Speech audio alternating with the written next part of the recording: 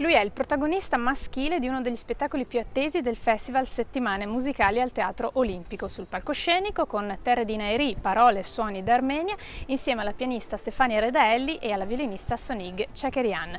Paolo Kessisoglu, benvenuto a Vicenza. Grazie. E benvenuto soprattutto in questo palcoscenico straordinario che è quello del Teatro Olimpico, un uomo di spettacolo abituato a palcoscenici, set, televisivi, cinematografici, teatrali di ogni genere. Che cosa significa per te performare in un luogo del genere? Beh, per quanto ne abbia visti molti, come dici tu, questa è una cosa completamente diversa, è unico, e quando sono entrato sono rimasto 5 minuti così, non sapevo neanche se potevo fare le foto, cioè tanto quello che fotografi è 100 volte meno di quello che vedi e quello che vedi lì, davvero straordinario, unico. Sonig mi ha contattato un anno fa chiedendomi di fare questa cosa, io le ho detto subito di sì, però in quanto armeno sono abituato, come forse anche quelli che non sono armeni, sono abituati a sentire raccontare l'Armenia in un certo modo, che è quella insomma, della sofferenza, del genocidio, eccetera, eccetera.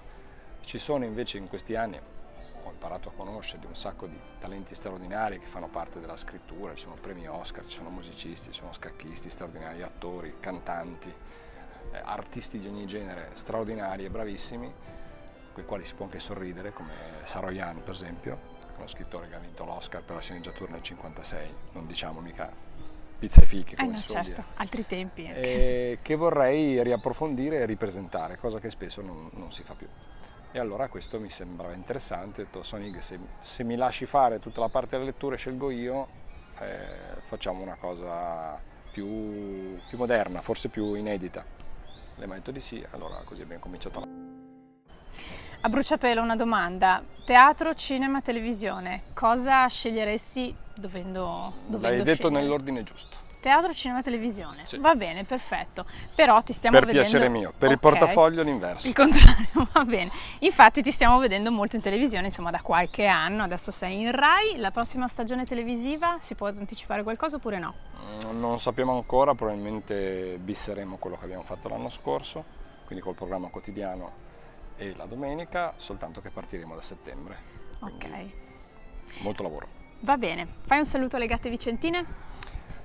Care gatte vicentine, non so bene cosa siano queste gatte vicentine, sono le donne Le vicentine. donne di Vicenza. Care gatte vicentine, vi saluto, se volete venire dopo, sono qua, però sono sposato.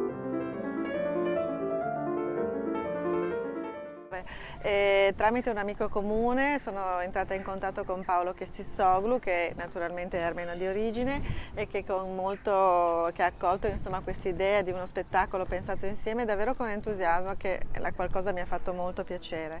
E quindi con Paolo, lui si è dedicato alla parte del testo, alla poesia, alla prosa, e io l'ho sostenuto con le scelte del repertorio dedicato al violino e al pianoforte. Quando Sonig mi ha proposto questo programma sono stata molto contenta, perché comunque grazie a lei sono anni ormai che frequento la cultura, la cucina, la musica armena, l'amicizia certamente, e quindi insomma abbiamo già fatto dei programmi con alcuni pezzi armeni, un programma interamente armeno non l'avevamo ancora affrontato e devo dire che è stata una bellissima scoperta.